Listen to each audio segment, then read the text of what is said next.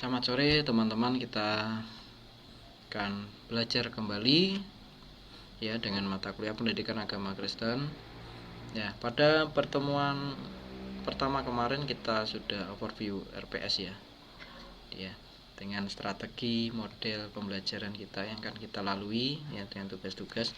Nah, teman-teman sudah mendapatkan RPS yang saya bagikan. Nah, ini pertemuan kedua kita akan bahas definisi, hakikat dan tujuan pendidikan agama Kristen.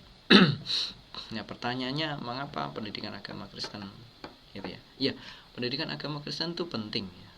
Penting bagi kita sebagai umat Kristen. Pendidikan agama Kristen ini sangat penting bagi peserta didik kita karena kita mengajar mereka, mendidik mereka supaya mereka memiliki pertumbuhan iman, karakter yang benar, yang baik di tengah-tengah masyarakat. Ya, saya punya dua contoh ilustrasi. Nah, ini ya teman-teman. Nah, mengapa penting pendidikan agama Kristen? Ini mulanya seperti ini. Utuh ya. Hubungan antara manusia dan Allah itu utuh pada mulanya ya. Utuh. Ya. Tetapi karena iblis menggoda manusia. Ya, menggoda manusia sehingga hubungan antara Allah dan manusia itu putus ya. Kita coba ya. Nih, ya, saya tunjukkan teman-teman. Ya, putus.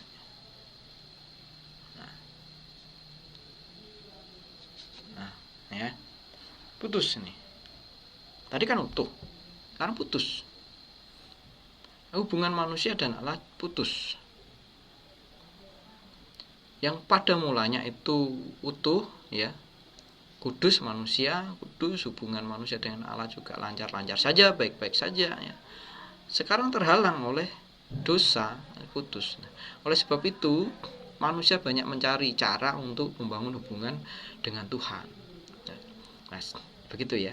Nah, salah satunya adalah melalui pembelajaran pendidikan agama Kristen. Pendidikan agama Kristen ini menolong supaya apa? Supaya hubungan manusia dan Tuhan itu pulih. Ini, manusia memiliki hubungan yang pulih. Umat Kristen memperoleh pemahaman bahwa dirinya berdosa, kemudian mereka mendapatkan pembelajaran ya, pendidikan Kristen sehingga mereka menyadari akan keberadaan dosanya, mereka percaya pada Allah melalui Yesus Kristus Sang Penebus sehingga hubungannya terpulihkan. Ini. Kita akan belajar ini di pertemuan kedua ini sub CPMK 1.1 mahasiswa mampu menyimpulkan definisi, hakikat dan tujuan PAK anak gerejawi. Pengalaman belajar yang diharapkan itu mahasiswa dilatih menyimpulkan dengan pemahaman sendiri tentang definisi, hakikat dan tujuan PAK anak gerejawi. Ini masih pertemuan awal-awal ya teman-teman ya. Baik, saya akan tunjukkan definisi pendidikan agama Kristen. Yang pertama dari Martin Luther. Nanti teman-teman menyarikan ya. Pendidikan agama Kristen menurut Martin Luther adalah pendidikan yang melibatkan warga jemaat untuk belajar teratur dan tertib. Belajarnya teratur dan tertib. Agar apa? Agar semakin menyadari dosa mereka atau dosa peserta didik, serta bersukacita dalam firman Yesus Kristus yang memerdekakan.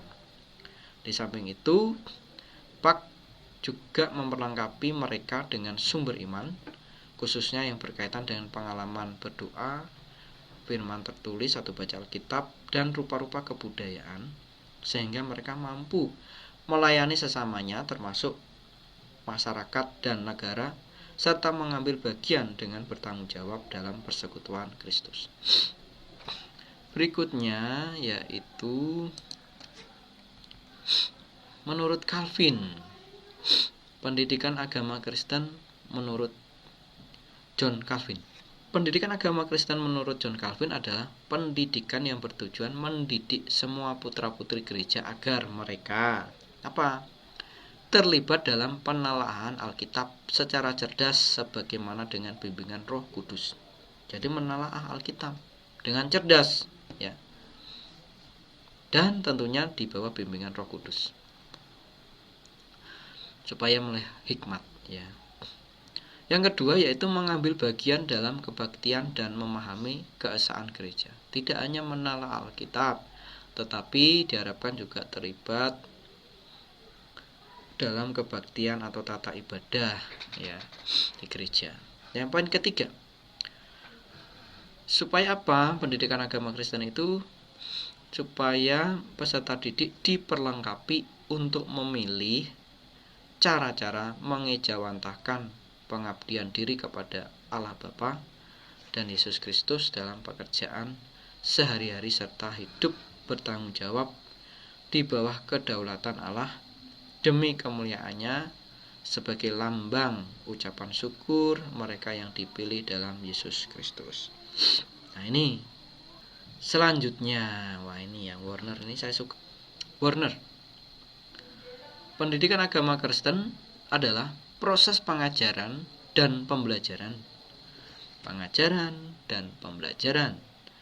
berdasarkan Alkitab. Ya. Jadi pusat ilmunya, pusat pengetahuannya, pusat ajarannya Alkitab.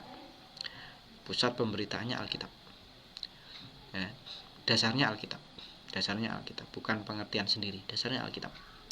Kemudian apa pusatnya? Pusatnya itu Kristus. Pusat yang diajarkan itu Yesus Kristus pada peserta didik. Dan bergantung pada kuasa Roh Kudus. Ya, Roh Kudus yang penuh kuasa. Bimbingan Roh Kudus itu luar biasa. Supaya Roh Kudus membimbing setiap pribadi pada semua tingkat pertumbuhan. Pada semua tingkat pertumbuhan itu artinya semua tingkatan usia, tingkat perkembangannya. Ya. Melalui pengajaran masa kini ke arah pengenalan dan pengalaman rencana dan kehendak Allah melalui Kristus dalam setiap aspek kehidupan. Ya. Holistiknya sifatnya, dan memperlengkapi mereka bagi pelayanan efektif yang berpusat pada Kristus Sang Guru Agung dan perintah yang mendewasakan para murid. Nah, ini ya. Jadi Warner ini cukup jelas ya, pendidikan agama Kristen itu dasarnya Alkitab. Jadi yang diberitakan itu sumbernya Alkitab. Nilai-nilai yang diajarkan itu sumbernya Alkitab. Dan pusat pemberitaannya Kristus Yesus. Dan bagaimana prosesnya? Prosesnya berdasarkan amanat agung. Ya, pergilah jadikanlah semua bangsa murid. Nah, ini teman-teman sudah hafal nih ya. Siapa yang nggak hafal? Ya semua hafal. Nah ini ya, dalam proses itu menjadikan semua bangsa murid ini landasan Alkitab. Dan proses pendidikan agama Kristen itu tidak hanya transfer pengetahuan orang menjadi bisa, orang menjadi tahu, tetapi melalui proses pemuridan. Ya. Kita lihat ayatnya, 2 Timotius 2 ayat 2. Apa yang telah engkau dengar daripadaku di depan banyak saksi, percayakanlah itu kepada orang-orang yang dapat dipercayai, yang juga cakap mengajar orang lain. Nah ini memuridkan supaya apa? Hasilnya yaitu supaya peserta didik kita ini menjadi murid yang dewasa. Seperti yang tercantum dalam Efesus 4 ayat 11 sampai 13. Demikian bunyinya. Dan ialah yang memberikan baik rasul-rasul maupun nabi-nabi, baik pemberita-pemberita Injil maupun gembala-gembala dan pengajar-pengajar. Nah, sekarang kita melihat hakikat pendidikan agama Kristen itu sendiri. Nah, ini saya kasih blok ya, kata-kata kunci. Hakikat pendidikan agama Kristen itu usaha yang dilakukan secara terencana. Usaha. Ya. Usaha berarti dilakukan dengan sadar dong ya. Dan terencana. Sadar tapi nggak terencana. Bagaimana itu? Ya. Terencana tapi nggak sadar. Ya. Usaha yang dilakukan secara terencana dan kontinu dalam rangka mengembangkan kemampuan peserta didik agar dengan pertolongan Roh Kudus dapat memahami dan menghayati kasih Tuhan Allah di dalam Yesus Kristus yang dinyatakan dalam kehidupan sehari-hari terhadap sesama dan lingkungan hidupnya. Dan ini pendidikan itu usaha yang dilakukan secara terencana atau sistematis ya. Teman-teman kan sudah lulus mata kuliah psikologi pendidikan ya. Apa itu pendidikan yang itu ya, teman-teman sudah paham ini. Kalau enggak paham ya enggak masuk di kelas ini kan tentunya ya. Ada mata kuliah pengantar juga, mata kuliah wajib ya, pembimbing pendidikan agama Kristen ya. Teman-teman sudah lulus semua, makanya masuk di kelas ini. Ini kelas ini sebenarnya kelas praktis ya, pendidikan agama Kristen konteks gereja ya. Demikian juga pendidikan agama Kristen konteks gereja ya, yang harus dilakukan dengan sadar dan terencana. Nah, coba kita lihat banyak sekali kasus-kasus ya, teman-teman pengajar di guru sekolah minggu itu kadang dia sadar punya tanggung jawab untuk mendidik anak sekolah minggu, tetapi tidak terencana, itulah ya. Tidak punya kurikulum, tidak punya bahan ajar, ya pokoknya berangkat saja. Yang penting sumbernya Alkitab, kan gitu ya. Bahwa Alkitab saja jadi pusat pemberitaan, dasar pemberitaan. Ya, yang penting bahwa bahan pembelajaran ya sumbernya dari Alkitab, pusatnya Kristus disampaikan. Apakah seperti itu? Harusnya kan tidak. Namanya terencana itu sistematis, supaya betul-betul ya kemampuan menghayati kasih Tuhan Allah di dalam diri peserta didik itu berkualitas gitu loh.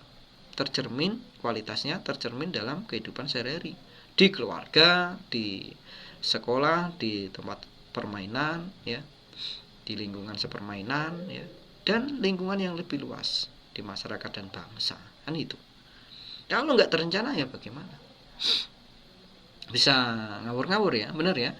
Iya, ya. Baik, ini saya akan sampaikan yang terakhir. Nah, ini setting pendidikan agama Kristen.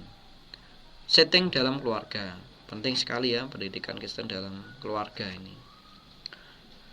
Ayah, ibu ya, berperan penting dalam mendidik anak-anaknya supaya anak-anak memiliki pertumbuhan iman yang kuat di tengah-tengah masyarakat. Ya. Apalagi di era digital ini banyak sekali godaan dan tantangannya. Ya. Banyak sekali pengajaran-pengajaran palsu yang bisa mendegradasi kualitas iman Kristen kan begitu ya. Banyak sekali ya. Ya, filsafat-filsafat kosong yang mempengaruhi iman kita. Ini peran ayah dan ibu penting mendidik anak-anaknya. Ya, berikutnya setting dalam gereja. Nah, ini yang kita pelajari ini, pendidikan agama Kristen konteks gereja. Yang ketiga, setting pendidikan agama Kristen dalam sekolah ya. Nah, ini refleksinya ya. Dari definisi-definisi di atas, apa saja tujuan pendidikan agama Kristen. Nanti teman-teman merangkum ya.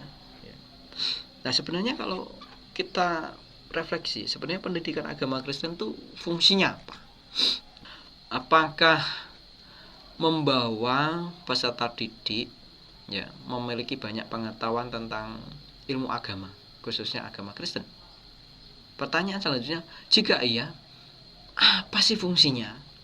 Jadi pendidikan agama Kristen itu menolong peserta didik kita memiliki perubahan hidup, memiliki kesadaran diri bahwa dirinya itu berdosa, memperoleh keyakinan keselamatan lewat percaya pada Yesus Kristus Sang Penebus dosa.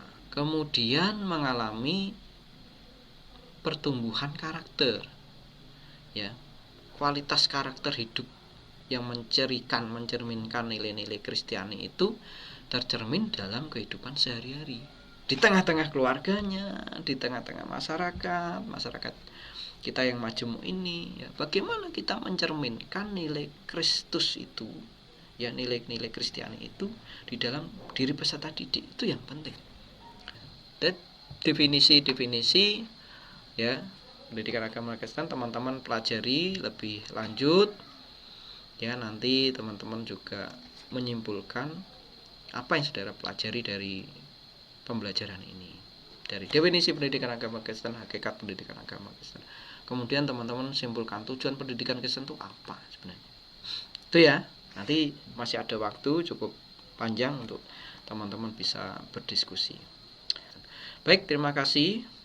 Saya akan akhiri untuk pemaparan materi ini ya. Semangat belajar.